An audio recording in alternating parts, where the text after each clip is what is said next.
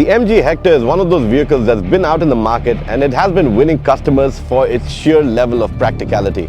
Now, I've driven the Hector numerous times over the years with different upgrades, different facelifts, and I recently got my hand on this one and it just reminded me about all the good things that MG packs into this really great lifestyle machine that's also rather affordable and great for your pocket. So let's just jump into this video and take a look at what makes the Hector such a practical and yet a great experience of a machine.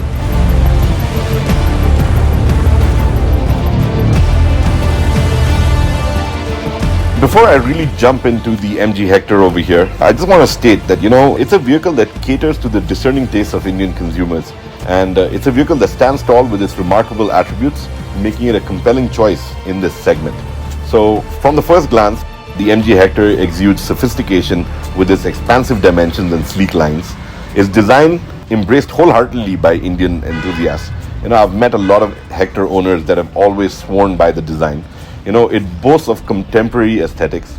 The latest iteration showcases notable features such as the Argyle-inspired diamond mesh grille. It rides on 18-inch diamond-cut alloys.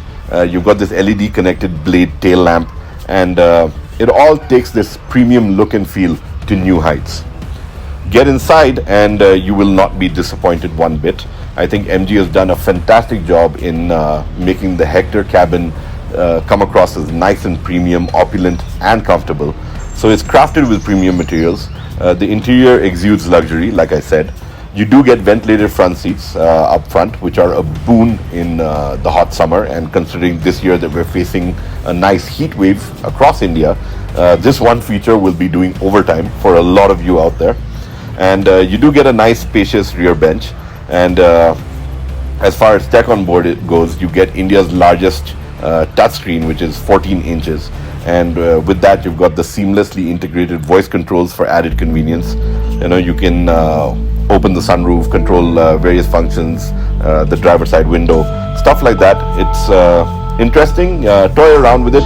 There's a bit of a learning curve associated with voice controls to cars in general.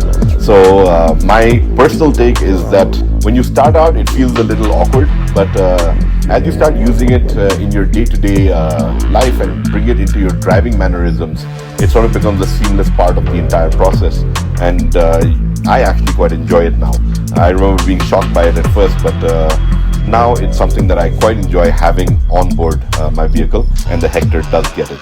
So apart from that, connectivity is also sorted with the wireless Android Auto and Apple CarPlay, so you can take care of all your connectivity needs right there. Coming to performance, the Hector that I have with me over here is powered by the 2-liter turbocharged diesel engine. It delivers 170 PS of power and 350 Newton meters of torque. This one is paired with a 6-speed manual transmission, which I should mention is extremely slick. I like the way it slots in and out of gears, and feels great. You got a nice light clutch as well, so you can unleash it. There is a hint of turbo lag. That is one thing that I definitely felt when I was behind the wheel.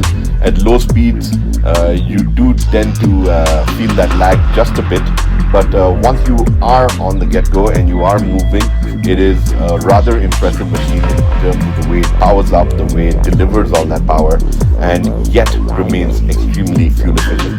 Now, I've been using it for a couple of days. I've had one highway run, been using it primarily on a city drive cycle over here, and it has still returned about 16 kilometers to the liter, which for a 2-liter engine stuck in the city, I think that is really outstanding, and MG is quite, they've pulled something off over here in terms of mileage. So it is an economical choice for urban and highway commutes alike, and there's really no fight on that front. And coming to the way it rides, now for MG, the Hector has always stood as a pillar of showcasing their premiumness, and I think they've gotten a lot right with it when it comes to the ride quality as well. It is something that you definitely feel when you're behind the wheel or seated inside. Going over pothole roads, rutted roads, it does a fine job of soaking up those bumps. You don't have a jarring ride. It's very smooth. I will not say it's sedan-like, but it is not a jarring SUV ride either. So it's kind of like the best of both worlds. The steering also has the right amount of responsiveness. It's not a sports car, but you do get a nice sense of feel over there as well. And the other thing about it that I realized, and this is something I didn't know about the Hector when I first took it out for a spin, was the amazing turning radius that it offers. So when you're dealing with narrow roads, tight parking spots, and you're looking for something that's great in terms of maneuverability, the Hector actually shines through on this front. And that was rather enlightening for me, because it is a big and longish vehicle, but it does a fine job of being rather nimble when it comes to tight spaces.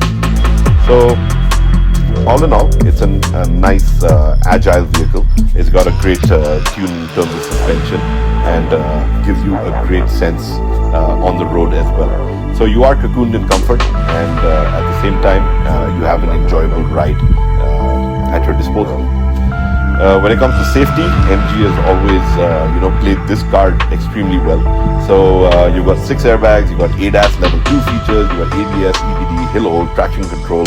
You've got all of that on board. So there's really no complaints when it comes to safety either. And you can pretty much tick mark that as part of your list in terms of what you want in a vehicle. The Hector has it on that front. But the main thing that my big takeaway from this entire drive that I had with the Hector is the fact that it goes beyond just being an SUV or a certain feature. It is the sense of practicality that it offers. So if you look beyond the aesthetic appeal or the performance prowess, the Hector excels in practicality. It's efficient. It's got great space on board. It's got all your creature comforts sorted for you. It caters to modern families, and it is quite reliable as an urban SUV. To top it off, it's been priced rather competitively. So when you're looking at vehicles in this segment, the Hector is definitely one of the contenders you should definitely take a look at. Because after all, in a sense, the Hector transcends the conventional boundaries of SUVs.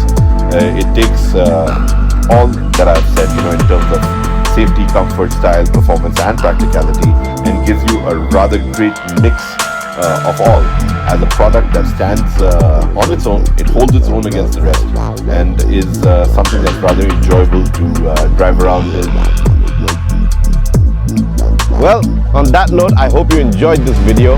And once again, if you are in the market for something that's fun to drive, comfortable, really feature rich, and comes with this massive touchscreen interface that would shame probably your laptop or even your TV back home, then the Hector is definitely for you. It's frugal, drives nice, has a refined engine, and powers up real nice as well. But if you do feel that you have a question and there's something that I might have left out in this video, do feel free to write in, leave a comment behind, and I look forward to getting back to you. That's the MOTORSCRIBES promise, that we answer every question and every comment that comes in on our channel.